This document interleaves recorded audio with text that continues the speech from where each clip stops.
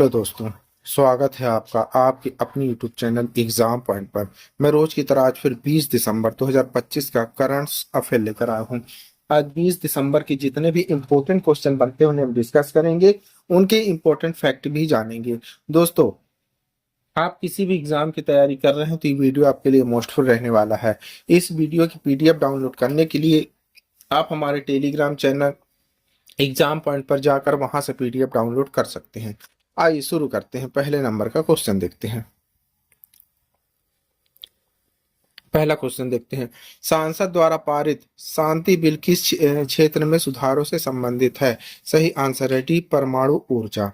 की पॉइंट देखते हैं। Sustainable harnessing and advancement and nuclear energy for transforming India bill 2025 Shanti bill Bharat के civil nuclear sector में एक बड़ा सुधार है, जो न्यूक्लियर पावर को देश के क्लीन एनर्जी ट्रांजिशन के मुख्य हिस्से के तौर पर स्थापित करता है। दिसंबर 2025 में संसद के दोनों सदनों के पास हुआ यह बिल एटॉमिक एनर्जी एक्ट 1962 और civil liability for nuclear damage act 2010 जैसे पुराने कानूनों की वजह से जेल जाता है जगह लेता है। आइए दूसरे नंबर क्वेश्चन देखते हैं। पारंपरिक चिकित्सा पर दूसरे WHO ग्लोबल समिट के दौरान पीएम नरेंद्र मोदी द्वारा कौन सा डिजिटल प्लेटफॉर्म लॉन्च किया गया है? सही आंसर है सी, माई आयुष एग्रीडेट्स सर्विसेज पोर्टल। की पॉइंट देखते हैं। पारंपरिक चिकित्सा पर दूसरा WHO ग्लोबल समिट 17 से 19 दिसंबर 2025 तक नई दिल्ली में आयोजित किया गया, जिसकी सह मेजबानी विश्व स्वास्थ्य संगठन WHO और भारत के आयुष मंत्रालय ने की। इस समिट में संतुलन बहाल करना, स्वास्थ्य कल्याण का विज्ञान अभ्यास थीम के तहत पारंपरिक चिकित्सा को वैश्विक स्वास्थ्य प्रणालियों में सबूत आधारित तरीके से शामिल करने पर ध्यान केंद्रित किया गया है। नई दिल्ली के भारत मंडपम में आयोजित इस कार्यक्रम को WHO global traditional medicine centre GTMC Jamnagar का समर्थन मिला। समिट को संबोधित करते हुए प्रधानमंत्री नरेंद्र मोदी ने रिसर्च, मानकीकरण और वैश्विक सहयोग के माध्यम से पारंपरिक चिकित्सा को मुख्य धारा में लाने की आवश्यकता पर जोर दिया। उन्होंने my AYUSH integrated service portal MAISP गुणवत्ता आश्वासन के लिए आयुष मार्क लॉन्च किया और योग प्रशिक्षण पर WHO की तकनीकी रिपोर्ट जारी की है। आइए तीसरे नंबर का क्वेश्चन देखते हैं। प्रधानमंत्री नरेंद्र मोदी को किस नेता द्वारा order of Oman first class से सम्मानित किया गया है? सही आंसर है सी, सुल्तान हैथम बिन तारिक।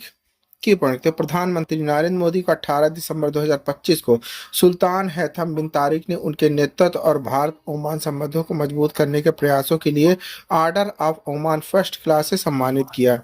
यह सम्मान भारत ओमान के बीच राजनयिक संबंधों की 70वीं वर्षगांठ के मौके पर दिया गया और यह पीएम मोदी की मस्कट यात्रा के दौरान हुआ, जो दोनों देशों में रणनीतिक साझेदारी की गहराई को दिखाता है। दिवंगत सुल्तान कबूस बिन साइद द्वारा 1970 स्थापित ऑर्डर ऑफ ओमान सल्तनत के सर्वोच्च नागरिक सम्मानों में से एक है, जो सार्वजनिक जीवन, द्विपक्षीय संबंधों में उत्कृष्टता योगदान के लिए चुनिंदा वैश्विक नेताओं को दिया जाता है। आइए चौथे नंबर का क्वेश्चन देखते हैं। IDFC फर्स्ट बैंक द्वारा गिफ्ट सिटी में NRI के लिए शुरू किए गए वैश्विक बचत खाते का नाम क्या है? सही आंसर है B, IDFC first global saving accounts. Key point. उत्पादन का नाम IDFC first global saving accounts है। यह गैर निवासी भारतीयों के लिए USD और यूरो में उपलब्ध है। यह खाता गिफ्ट सिटी गुजरात के माध्यम से शुरू किया गया है। यह मूलधन और ब्याज की 100% प्रवर्तन क्षमता प्रदान करता है। आइए पांचवें नंबर का क्वेश्चन देखते हैं। हाल ही में निधन हुए प्रसिद्ध मूर्तिकार रामवंजी सुतार किस प्रसिद्ध कारण थे? सही आंसर है सी, स्टैच्यू ऑफ यूनिटी की मूर्ति तराशने के लिए। की पॉइंट। राम वंजी सुतार को महाराष्ट्र भूषण पुरस्कार से सम्मानित किया गया है। यह पुरस्कार महाराष्ट्र सरकार का सर्वोच्च नागरिक सम्मान है। यह सम्मान महाराष्ट्र के मुख्यमंत्री देवेंद्र फडणवीस और उप मुख्यमंत्रियों द्वारा प्रदान किया गया। सुतार को विश्व स्तर पर 182 मीटर ऊंची स्टैच्यू ऑफ यूनिटी को तराशने के लिए जाना जाता है। आइए आगे बढ़ते हैं। छठे नंबर का क्वेश्चन देखते हैं। IDFC first private Hurun India के मिलेनियम के टॉप 200 स्वनिर्मित उद्यमियों की सूची में कितने शीर्ष स्थान पर किया गया है? सही आंसर है सी, दीपिंदर गोयल जी को। की पढ़ लिखते हैं। आईडीएफसी फर्स्ट प्राइवेट बैंकिंग और हुरुन इंडिया ने मिलियन 2025 के भारत शीर्ष 200 स्वनिर्मित उद्यमियों का तीसरा संस्करण जारी किया। यह सूची वर्ष 2000 के बाद स्थापित भारत की सबसे मूल्यवान नए जमाने की कंपनियों की रैंक करती है। दीपिंदर गोयल ने 2025 की सूची में पहला स्थान हासिल किया। वह इंटरनल के संस्थापक हैं। यह पहली बार जब दीपिंदर गोयल ने रैंकिंग में शीर्ष स्थान हासिल किया। उन्होंने डी मार्ट के राधा किशन दामनी को पीछे छोड़ दिया है। आइए आगे बढ़ते हैं, 7वें नंबर का क्वेश्चन देखते हैं।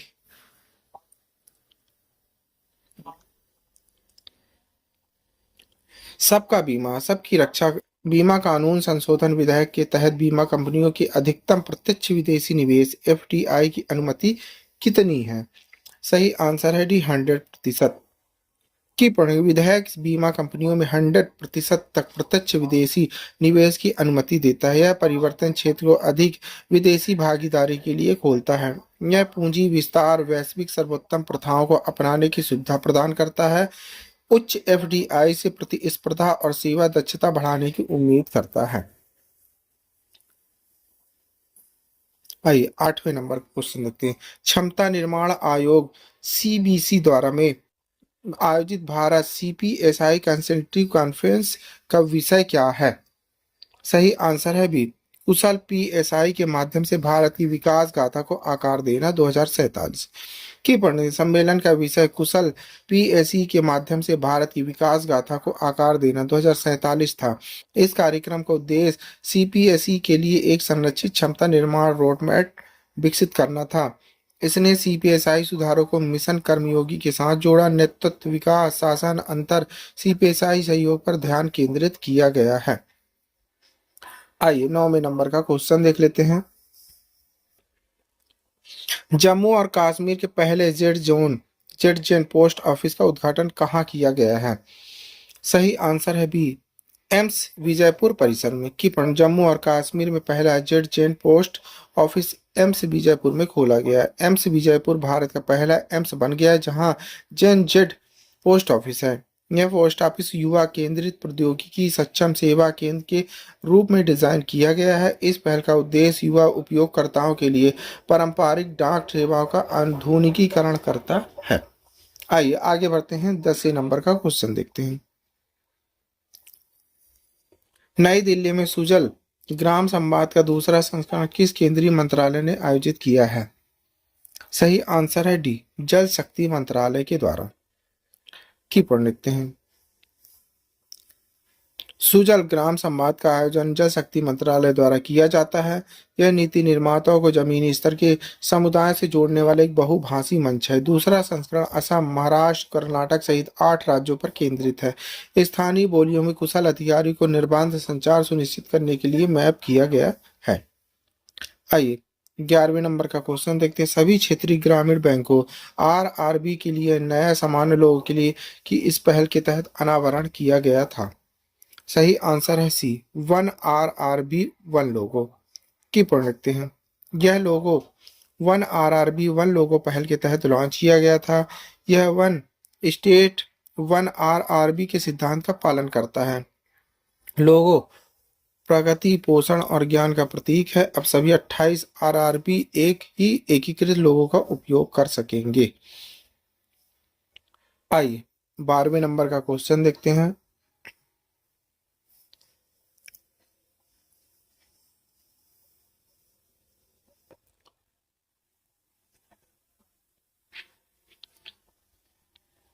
बारहवें नंबर क्वेश्चन। भारत ने व्यापार और निवेश संबंधों को बढ़ावा देने के लिए दिसंबर 2025 में किस देश के साथ एक व्यापक आर्थिक भागीदारी समझौता सीईपीए हस्ताक्षर किए हैं? सही आंसर है ए, ओमान। की पढ़ लिखते हैं। भारत और ओमान ने मस्कट में एक व्यापक आर्थिक भागीदारी समझौता सीपीईए पर हस्ताक्षर किए।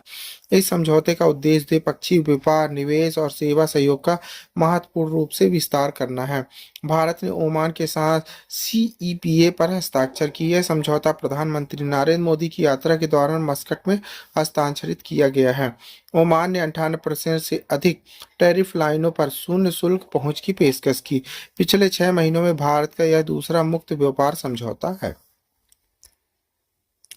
आइए 13 नंबर का क्वेश्चन देखते हैं। भारतीय प्रधानमंत्री नरेंद्र मोदी को भारत ओमान संबंधों में उनके असाधारण योगदान के लिए ऑर्डर ऑफ ओमान पुरस्कार से सम्मानित किया गया। ओमान की राजधानी और मुद्रा क्या है? सही आंसर है बी, मस्कट और ओमानी रियाल। की पॉइंट रखते हैं। प्रधानमंत्री नरेंद्र मोदी को सुल्तान हैथम बिन तारिक ने ऑर्डर ऑफ ऑनर से सम्मानित किया। यह सम्मान भारत ओमान संबंधों को मजबूत करने में उनके योगदान को मान्यता देता है। ओमान की आधिकारिक मुद्रा ओमानी रियाल है। ऑर्डर ऑफ ओमान की स्थापना 1970 में सुल्तान कबूस बिन साइद ने की थी। यह पुरस्कार भारत ओमान राजनयिक संबंधों के 70 वर्ष पूरे होने के दौरान प्रदान किया गया है। आइए 14 नंबर का क्वेश्चन देखते हैं।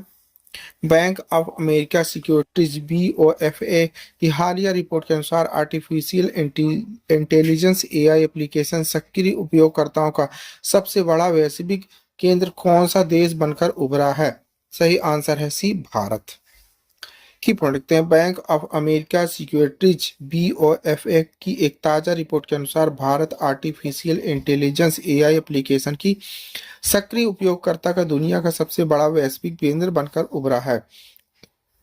रिपोर्ट में बताया गया कि ओपन AI की चैट GTP, गूगल की जेमिनी और फ्लेक्सिबिलिटी जैसे प्रमुख AI प्लेटफॉर्म के लिए दैनिक सक्रिय उपयोगकर्ताओं DAUs और मासिक सक्रिय उपयोगकर्ताओं MAUs दोनों के मामले में भारत विश्व में शीर्ष स्थान पर है। आइए आगे बढ़ते हैं। 15 नंबर का क्वेश्चन देखते हैं। ये लास्ट नंबर का क्वेश्चन है। विश्व का सर्वश्रेष्ठ अंतरराष्ट्रीय हवाई अड्डा किसे घोषित किया गया है? सही आंसर है सी, सिंगापुर चांगी एयरपोर्ट को। की पॉइंट देखते हैं। सिंगापुर के चांगी एयरपोर्ट ने एक बार फिर वैश्विक विमान क्षेत्र में अपनी श्रेष्ठता साबित करते हुए वर्ष 2025 के लिए विश्व का सर्वश्रेष्ठ अंतरराष्ट्रीय हवाई अड्डा खिताब जीता। यह सम्मान ट्रेवल लीज्यूर इंडिया बेस्ट अवार्ड 2025 में प्रदान किया गया, जहां दुनिया भर के पाठकों ने यात्रा अनुभव, आराम, सुविधाओं के आधार पर चांगी को शीर्ष स्थान दिया। यह पुरस्कार 14वें संस्करण के तहत घोषित किया गया, जो यात्रा आतिथ्य क्षेत्र में उत्कृष्टता को सम्मानित करता है। विजेताओं का चयन ऑनलाइन रीडर वोटिंग के माध्यम से किया जाता है, जिससे यह सम्मान यात्रियों के वास्तविक अनुभव पसंद को दर्शाता है। चांगी एयरपोर्ट का शीर्ष पर रहना यात्रियों की निरंतर भरोसे और संतुष्टि को संरेखित करता है। आइए आपके लिए क्वेश्चन है। इसी क्वेश्चन का आंसर आप लोग को कमेंट्स बॉक्स में देना है। क्वेश्चन देख लेते हैं। भारत विश्व में कॉफी उत्पादन के मामले में कौन से स्थान पर पहुंच गया है? आपको बताना है पहला, पांचवा, बी, छठा, सातवां या आठवां। दोस्तों इस क्वेश्चन का आंसर आप लोग को कमेंट्स बॉक्स में देना है। क्वेश्चन का आंसर आप लोग कमेंट्स बॉक्स में जरूर दीजिएगा, भूलिएगा नहीं। आप पढ़ रहे हैं 20 दिसंबर 2025 का डेली करंट अफेयर। दोस्तों आप किसी भी एग्जाम की तैयारी कर रहे हैं तो ये वीडियो आपके लिए मोस्टफुल रहने वाला है। इस वीडियो की PDF डाउनलोड करने के लिए आप हमारे टेलीग्राम चैनल एग्जाम पॉइंट पर जाकर वहां से PDF डाउनलोड कर सकते हैं। Thank you for watching my video. इस वीडियो को ज़्यादा से ज़्यादा शेयर करें, लाइक करें, कमेंट करें।